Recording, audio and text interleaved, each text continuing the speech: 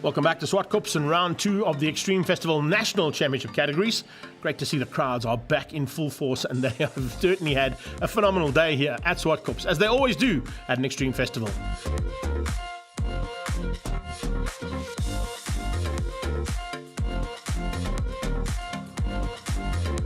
It's round 2 of the Compcare Polo Cup, and we're in the thick of it already. The qualifying is out there. It is vitally important to get onto the front row here at Swartkops, because everybody knows it is exceptionally difficult to pass here. And all the Polo Cup drivers are up for the challenge. Let's go and find out exactly what happened in qualifying and see what's going to happen here at round 2.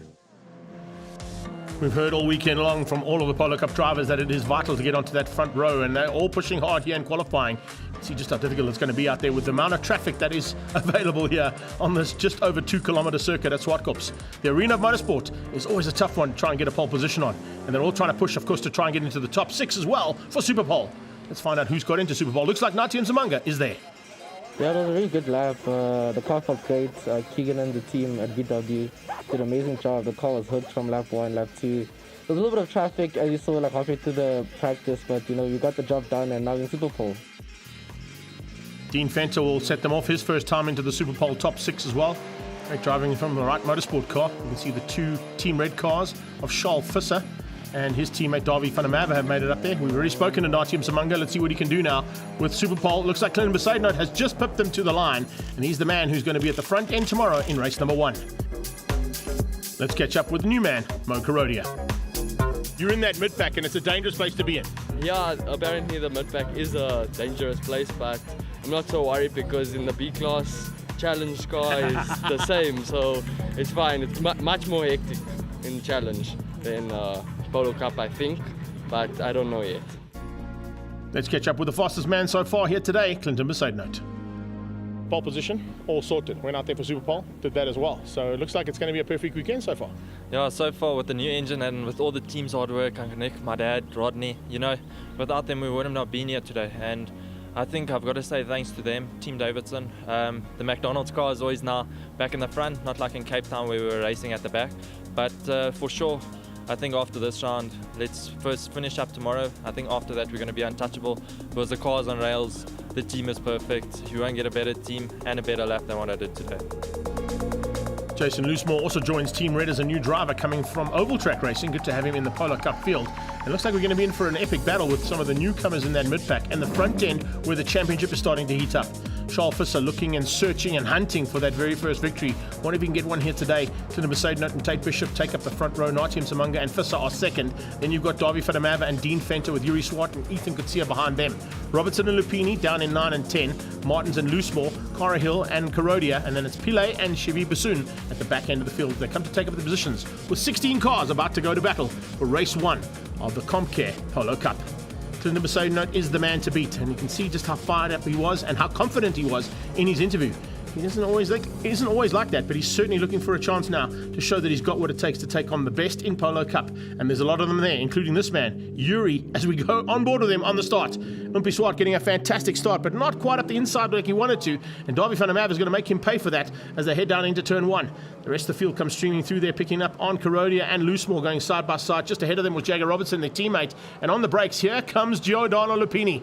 Late into turn number 2, trying to find a way through to follow his teammate. Just one car ahead of him there as they came out of turn 2. So it's Yuri Swart who leads out the team attack for, and we go on board here with Visser, who's just up ahead of him. And Charles Visser going side by side as they come out of turn 3 onto the back straight for the first time. Nathi Zamanga with a phenomenal start. He tucks in behind Tate Bishop, and you can see the two Team Red cars going side by side up to the top of the hill and pushing it to the limit as they get up onto turn 5. Looking for a way through. They just steam train all the way to the top, and it's just literally bumper to bumper stuff as we see late braking from Davy van der Merwe trying to keep out Charles Visser. Visser goes high and wide around turn 5, trying to keep. Also watch out for the Bullion IT car coming through there of Yuri Swart. Umpi gives him a little tag. Oh, little touch there between the two of them. You won't mind that too much. They've had a couple of goes at that and on the past, and the 2 Cape Town boys now. He says, yes, I'm coming for you. Just warning him that he's putting his nose in where he wants to be. And you can see Yuri Swart was a little bit concerned about that. Maybe he just felt that Charles Visser was a bit not giving up too much room as what he'd hoped. But as they come out of turn number 7 and 8, they're now back over the line for the first lap in anger. And it's 4 cars into turn 1. Yes, indeed. Lonica Martins with Pillay on her tail and forcing, is that, oh man, can you believe that? That is just being forced wide there for Ethan Kutsia. He had nowhere to go in the 4th of those Team Red cars. Kutsia getting onto the dirt, managing to get back on again. Very lucky to not go roly-poly over there, because a couple of times we've seen cars get completely out of shape as they go into that section of the exit point of turn 1. Pillay gets ahead of Martins due to the fact that she was getting together there and up close and personal. And is that in the background? Oh, getting out of shape there big time. I think that was Shivi Bassoon, who just got a little bit sideways coming out of turn 4. Back up to turn 5 and back to the second pack of cars as the leader gets away. Clinton Mercedes putting a clean pair of wheels in there and disappearing at the front end, not showing any room for error here. He showed us and he's told us that car is on rails, and it looks like that's exactly the case as Jagger Robertson now takes up the battle in that second pack of cars.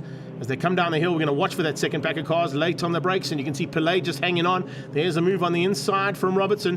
Jagger in the Big Boss and Liqui Moly sponsored Team Red car as they come across the line. Looks like he might have got the drive and possibly the inside line for turn 1. Is that good enough? Yes, it is.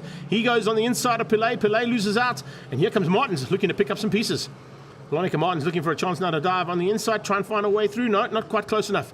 And Bryce Pillay has to go around the long way through turn 2. As he didn't quite get up the inside of Robertson. Robertson, though, is definitely charging through the field rapidly. Speaking of rapid maneuvers, here comes one from Fanamava, his teammate further up the road. No livery on the side of that car yet. They wouldn't quite get enough time to get the Team Red livery onto the new car as they go to the top, but he gets ahead of Tate Bishop nonetheless, and the angry man is dropped down into 3rd. So Darby Fanamava moves himself up into 2nd place and could possibly still have enough time to catch Clinton Mercedes. Mercedes, though, has got away to the tune of about 4 seconds and absolutely lighting this field up. There is no answer to Mercedes' pace. And whatever they've done at Davidson Racing, it's certainly paying off big dividends here this weekend. He didn't have it go his way, as you heard in his interview down in Cape Town. But he's turned his luck around here, and he's definitely turned that car's ability around by the time they came up to Swartkops and to the Highveld again. Cape Town boys are lining up in the background. Here's Visser's point of view on Tate Bishop, on one of his Cape Townians, fellow Cape Townians as they're going to turn 1. Oh, look at that. A little bit of a squirrel there from the angry car. Just got a little bit out of shape. Those Dunlops are crying out as they head towards turn 2. Late braking from Visser. Can he dive on the inside of Tate Bishop? No, Bishop shuts the door. He's not going to give him any room to play here, is he? Tate Bishop is absolutely placing that car to perfection. He does not want the second of those Team Red Racing cars to squeeze through on him. Speaking of squeezing through, oh, there's a maneuver. Oh, trying to find a way through there. Loose more. He's learned how to turn right. He's learned how to turn left. Kutsia in there too now. Kutsia side by side with Cara Hill. Cara Hill in the Calyx car. First time we mentioned her, but great to see her fighting so hard in that 3rd pack of cars. There's literally 3 packs on track at the moment, and all just as exciting as each other.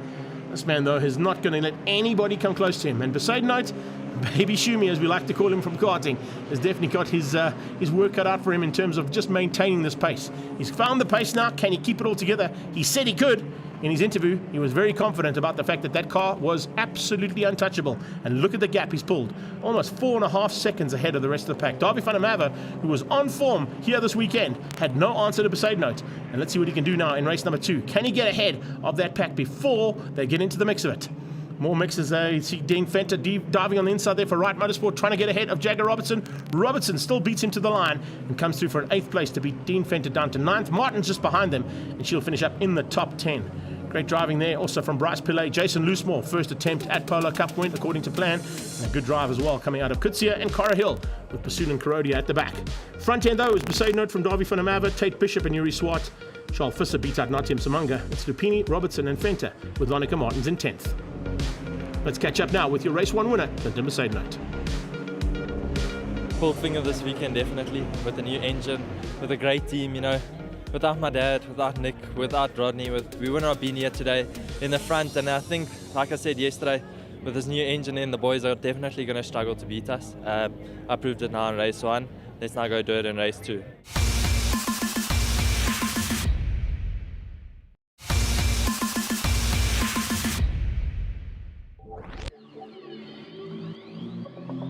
Race 2 now for the Compcare Polo Cup. Absolutely amazing first race, seeing Clinton Besaidnote take a victory. And great to see the Dunlop girls are here. A couple of tyre changes and maybe a couple of adjustments to tyre pressures as the heat of the day has gone away, so it's slightly different conditions. And maybe a couple of young drivers going to be making it to the front end, maybe that little young guy as well. Let's find out now how it's going to go with race number 2. Front row is exactly like it was at the end of the 2021 season. Great to see Clinton Besaidnout at the front end with Darby van der Merwe, and they were both fighting hard as former teammates.